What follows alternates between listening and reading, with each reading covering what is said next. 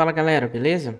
Dando continuidade aqui com a nossa parte de componentização do nosso Textform Field, a gente viu ali no vídeo anterior como que faz a separação, né? Caso a gente quisesse colocar um tema separado. E agora a gente vai fazer a nossa, digamos, personalização de fato do nosso widget, né? Então, como eu falei, a gente vai usar aquela abordagem de extração também aqui. Eu já posso fazer essa extração direto como um widget. Posso colocar aqui como custom text. Posso colocar até como custom text form field. Ou pode ser até um custom form field, né? Deixa eu só confirmar aqui. Pode ser custom text form field. E a gente vai verificar aqui agora, né, na parte de construção desse widget, algumas coisas que a gente pode aproveitar, né? O outline input border, a gente pode, para não, digamos, ficar repetindo, né, todo o tempo essa mesma propriedade, a gente pode tirar ela daqui. E percebam que existe um estilo, né, para esse campo, dependendo da forma como a gente estiver tratando ele, né? Então, na parte de borda, por exemplo, eu posso colocar aqui tanto a borda padrão, né? Como existem também outras bordas. Então, esses aqui são os campos, ó, são as propriedades que tratam das bordas desse widget, né? Da borda desse text form field. Se eu coloco aqui border, ela é a borda genérica, né? Então a gente pode não afetar o comportamento. E existe uma borda chamada focused border. Vou até colocar aqui. Eu vou colocar como border padrão, do jeito que estava. E a gente vai colocar a mesma coisa para os outros campos, tá? Então a gente vai colocar esse outline input border para border, para focus border, para error border, que é quando acontece algum tipo de erro, né? Deixa eu ver quais são as outras. Tem a focused error border, focused error border. Tem a outra propriedade que chama enabled e disabled. Eu posso colocar tudo isso aqui. Enabled e disabled. Enabled border, né? Border. E disabled border. Disabled border. Depois a gente vai até aproveitar isso aqui tudinho. O que significa? Que uma propriedade, né? Uma propriedade ela pode ser reaproveitada. Então, para cada uma dessas propriedades, eu estou criando um novo objeto, né? Então, eu poderia simplesmente pegar essa propriedade e colocar ela como sendo uma variável ou um acesso interno desse custom text form field, digamos assim. E para isso a gente precisaria primeiro transformar ele num stateful widget. É isso que a gente vai fazer agora. E a gente joga essas propriedades, digamos assim, internas, todas aqui dentro. Eu posso fazer um final, default border, recebe outline input border. E para todas essas aqui, ó, para todas essas variáveis, digamos assim, eu colocaria justamente essa propriedade, né? Então eu já faria tudo assim. O que ele está dizendo aqui? Porque isso aqui está const, né? Então para eu transformar ela em constante, basta que eu fizesse um const aqui. Então deixa eu ver o que ele vai reclamar aqui. Acho que agora vai funcionar, né? Deixa eu ver se funciona eu colocar ele como const aqui. Acho que não. Não, só isso aqui mesmo. Beleza. E aí, caso eu quisesse fazer algum tipo de modificação, né? Digamos que esse aqui todo mundo vai receber esse padrão. E qual que é o padrão? É essa cor azulada aqui. Mas agora eu quero que o focused border seja outra cor. Eu poderia utilizar o copy with. E aí eu tenho propriedades, né, que vão ser construídas a partir do default border, porém com variações. Então, se eu quisesse criar aqui, por exemplo, uma cor diferente para o focus border, eu poderia usar o border side. Aí eu tenho uma propriedade chamada border side. E esse border side tem uma color. E eu poderia colocar colors.red. E aí, deixa eu ver o que ele fala aqui. Focused border. Não mudou nada? Será que é porque eu tô em outra propriedade? Bora ver aqui. Ó, agora ele mudou aqui, ó. Pra vermelho, tá vendo? Tive que fazer um hot restart aqui. Isso significa que agora a minha propriedade ela continua sendo outline input border, porém com uma variação de cor aqui na hora que eu selecionar, né? Quando eu tirar, ele vai... Não tem outro campo, né? Mas eu poderia criar outro campo. Mas quando eu restartar aqui, ó, para ele ficar como desselecionado, ele tem uma outra cor, né? Que é a borda padrão, né? Que, se eu não me engano, é o... Deixa eu ver se tem unfocused border. Ou é a border padrão? Deixa eu só copy with. Posso até copiar isso aqui? Se é essa mesma propriedade aqui. Colocar ela como, sei lá, yellow. Pra ver se funciona. Então, aí, aqui.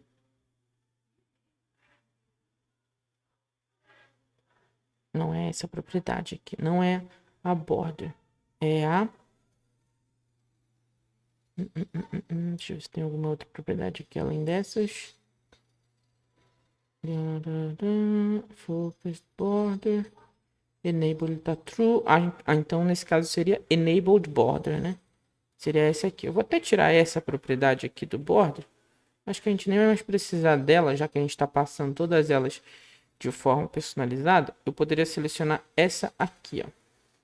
Pronto. Aí ela afeta o meu campo que está com propriedade enabled, né?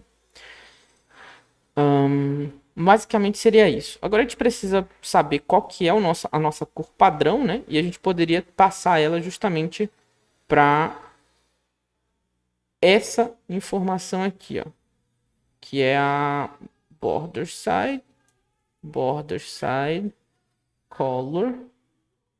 E a gente tem que ir lá pro Figma, né? Ver aqui essa propriedade. Vamos lá ver qual que é a cor dela. Essa aqui. Tem alguma cor desse tipo?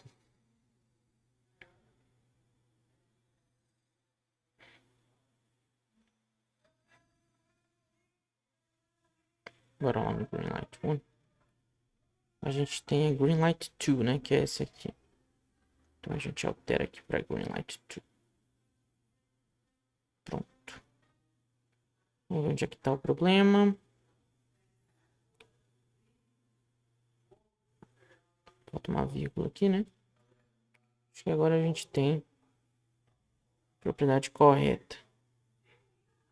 Beleza. Alterou aqui a nossa propriedade da borda padrão.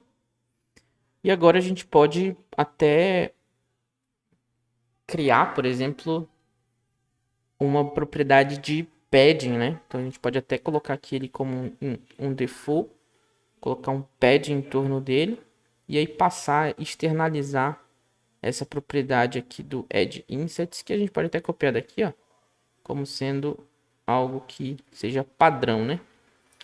Então eu posso colocar aqui como sendo uma propriedade da classe final add insets padding. E aí ele joga pra cá. Se ele colocar como required, eu tenho que transformar ele como sendo nullable, né? E eu posso dizer que, caso ele seja nullable, vou colocar aqui padding widgets, né? Widget. Por que eu coloco o widget? Porque eu estou acessando essa propriedade dessa classe aqui de cima. Ela é uma classe separada, percebe? Essa classe aqui de baixo, ela é a classe de estado. Então ela fica separada. Por isso que a gente acessa as propriedades daquela classe assim. Ele mostra aqui, inclusive, que é a configuração atual, né? É o do widget que eu estou, digamos, tratando. Então eu posso colocar padding. Se o padding for nulo, faço a utilização desse verificador de nulabilidade, né? Esse operador de nulabilidade. Aí eu jogo um add insets all, do jeito que ele estava antes. Coloco aqui como sendo 8 por padrão.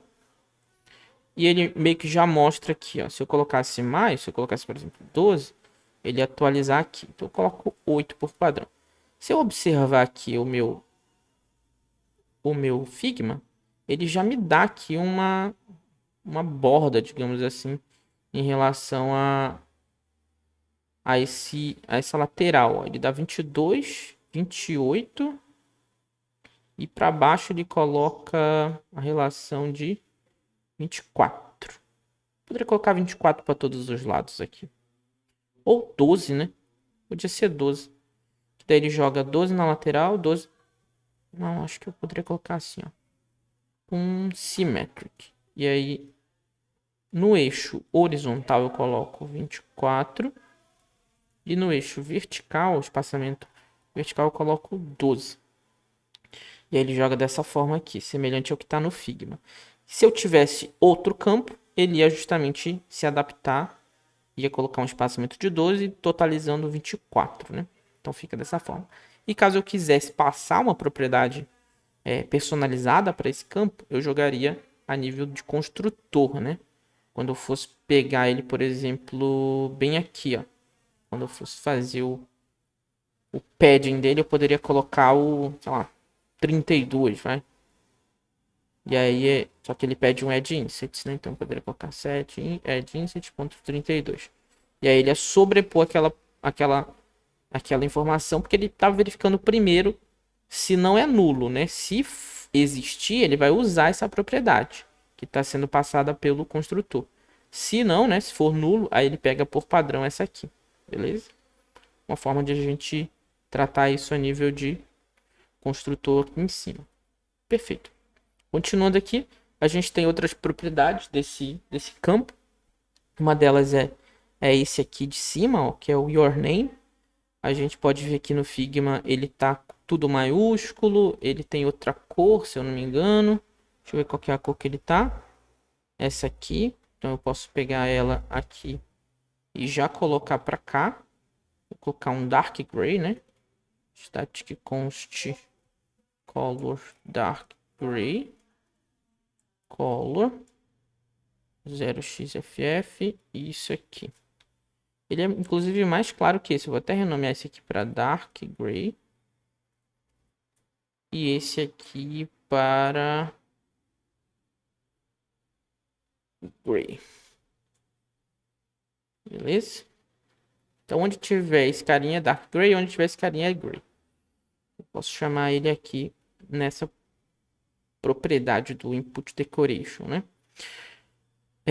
E essa propriedade, ela é justamente... Tem duas propriedades, né? Que tratam desse assunto. É o label, que ele recebe um widget, e o label text. Então, se eu fizer como sendo um label style, ele não tem um label text style. Porque o style desse label poderia ser no próprio label aqui, ó. Label. Se eu quisesse pegar um text, por exemplo, eu jogaria aqui qualquer coisa, né? E aí o style viria aqui. Como nesse contexto aqui do label text ele é um string, então eu tenho que ativar ele como sendo um label style, que é justamente o text style que afeta esse carinha aqui, ó. Tanto que eu posso colocar ele como minúsculo aqui, ó, your name, e jogar todo mundo para maiúsculo, to, através da utilização desse método to uppercase, que afeta a string, né? Então, o text style poderia ser app text styles ponto input label text, que aqui tem esse input label text aqui. Ele é fonte 14, W400, podia ser esse. Deixa eu só ver aqui. Inspect 412, acho que poderia ser até esse aqui, ó. Input label text. Beleza. Venho para cá, chamo ele aqui e acho que agora tá quase pronto, né? Quando eu atualizar, ele vai transformar todo mundo em maiúsculo. Agora eu preciso de uma cor, né, para ele. Apply ou copy with, copy color, appcolors.gray. E aí ele altera aqui para your name. Então a gente já está quase com ele completo, né? Caso eu quisesse colocar outra informação aqui no centro, né? Nesse your name, eu quisesse colocar um placeholder, digamos assim, eu poderia usar o hint text. Esse hint text poderia ser email@email.com. Deixa eu só ver se está certo esse hint text.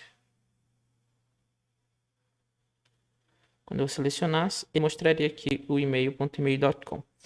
Para eu começar com esse your name aqui em cima, eu tenho uma propriedade que trata disso, que é a floating. Trata desse aqui, ó, floating alignment, float behavior. É esse float behavior aqui, ó.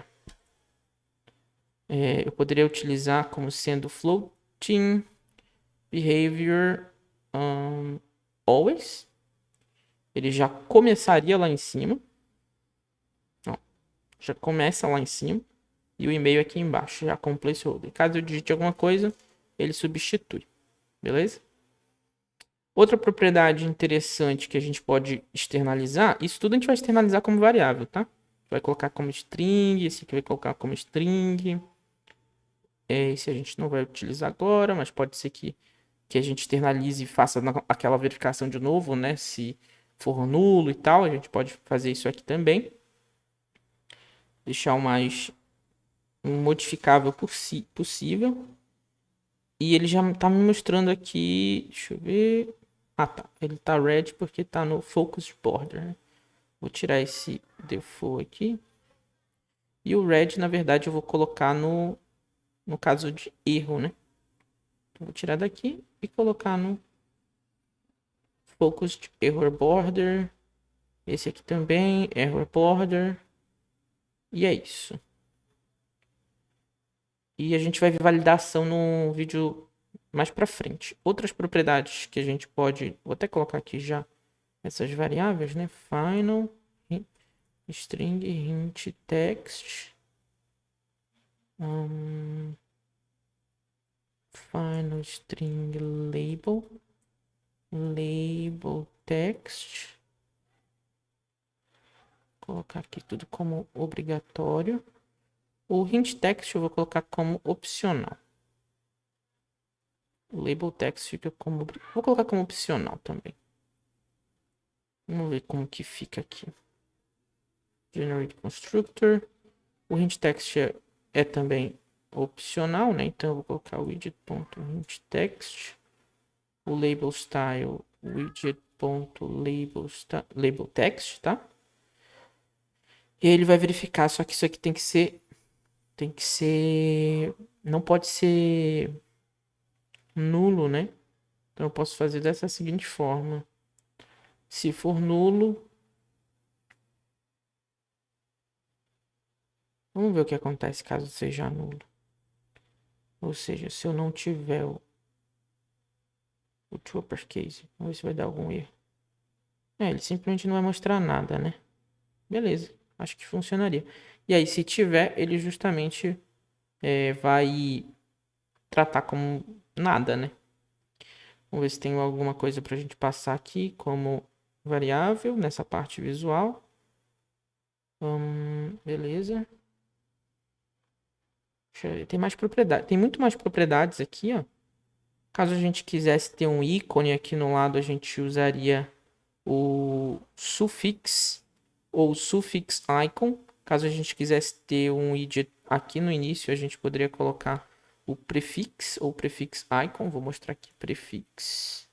Podia ser só prefix icon, que ele já espera o widget, mas pode ser qualquer widget, né?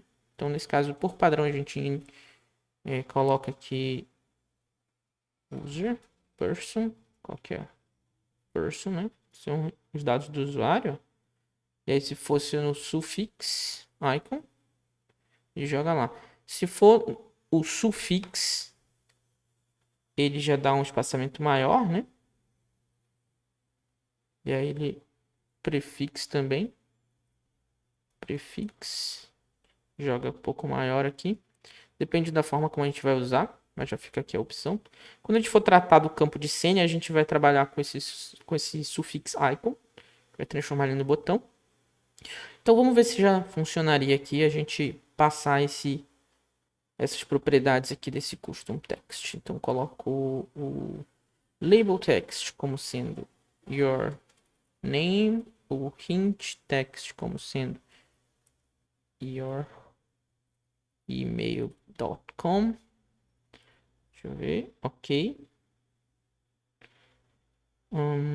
Ok, tem essa propriedade aqui no meio, que é quando a gente digitar alguma coisa, né? Então ele vai ter que ser o maiúsculo. A gente pode trabalhar com isso através dessa propriedade bem aqui, que é o...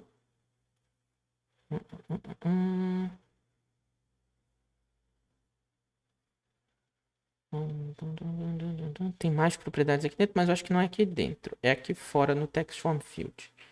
Tem aqui um text capitalization.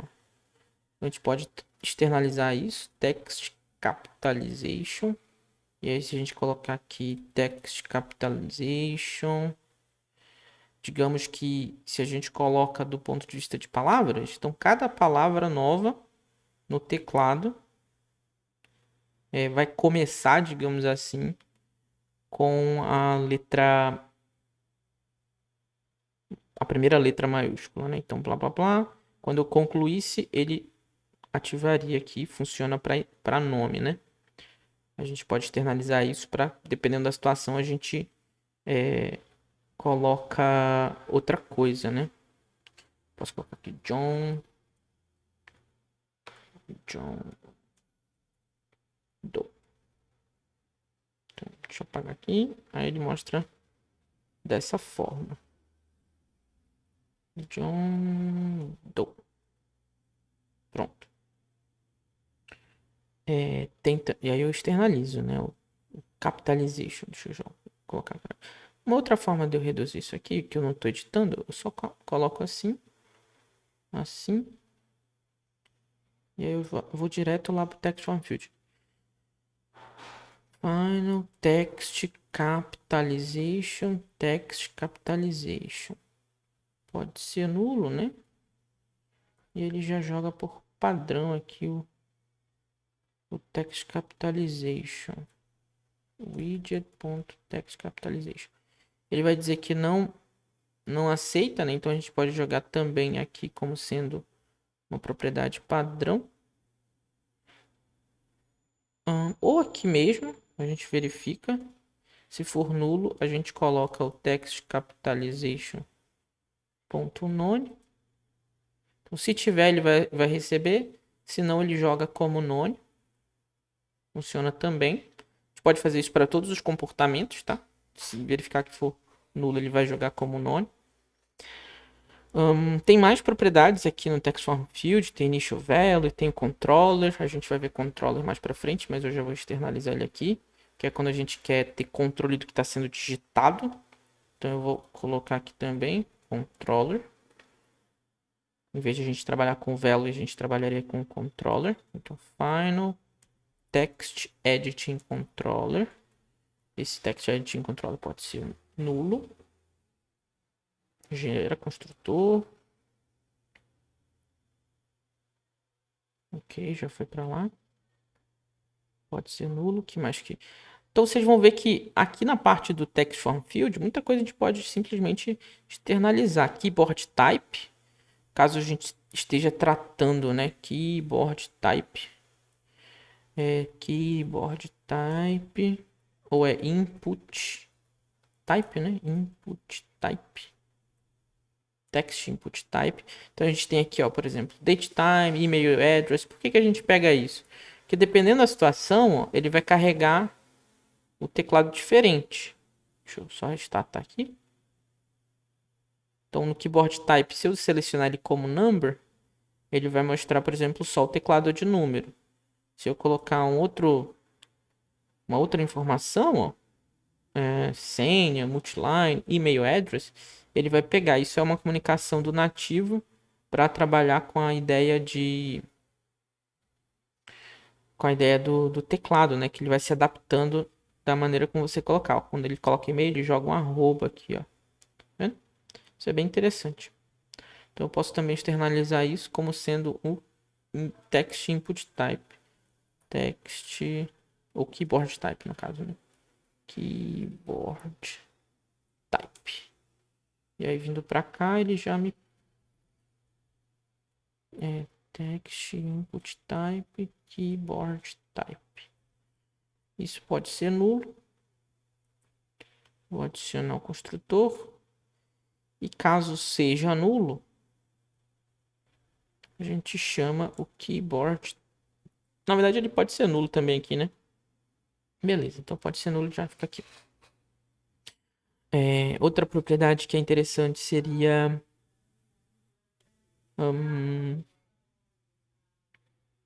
max lines, que é a quantidade de linhas que esse campo pode ter.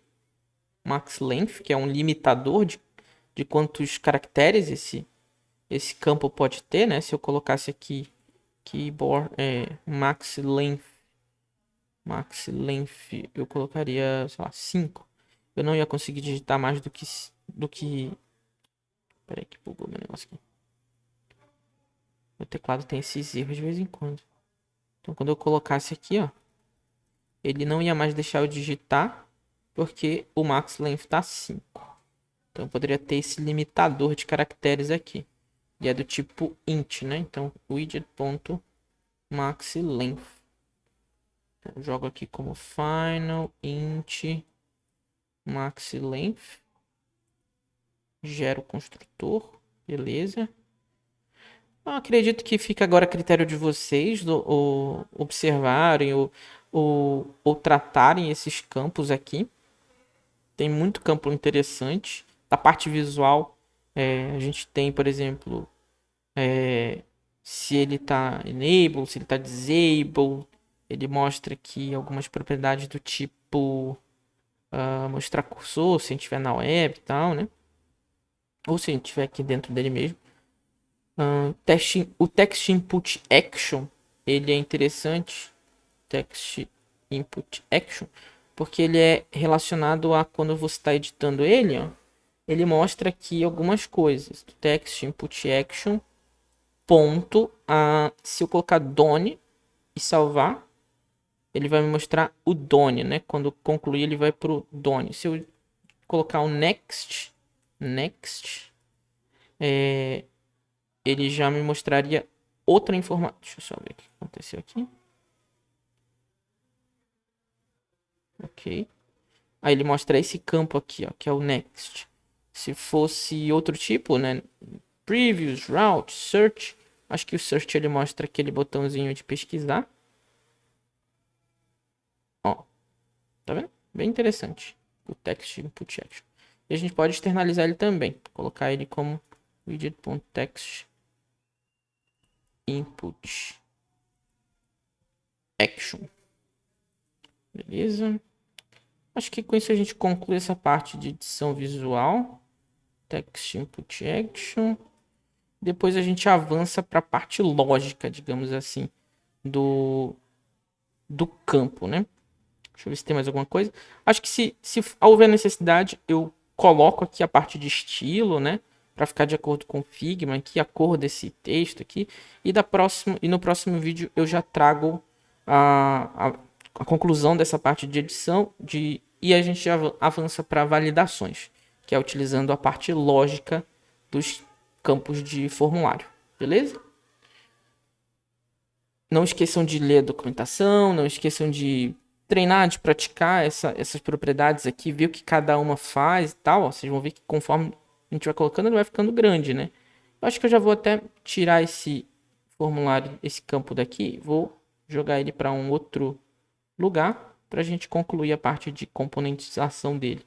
Então eu posso jogar ele aqui como sendo os widgets. Jogo aqui como sendo para um custom text field dart text form field, né? Coloco aqui, faço as importações necessárias. Deixa eu ver o que mais que tem aqui. gente não tem um red lá nas nossas cores. Por enquanto eu vou deixar red aqui. E aí eu altero depois. Colors. Text styles. Mais algum? E tem o... Beleza, agora tá faltando só aqui, né? A gente importar ele lá. Fechou.